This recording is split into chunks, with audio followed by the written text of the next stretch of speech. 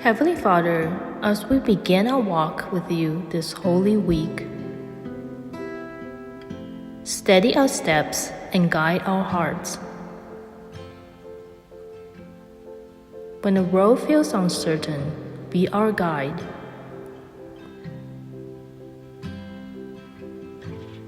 When it feels heavy, be our strength.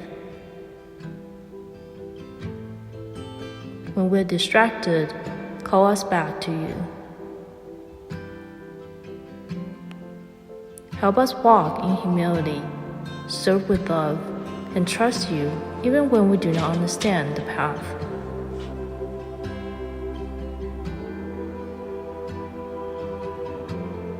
In Jesus' name, amen.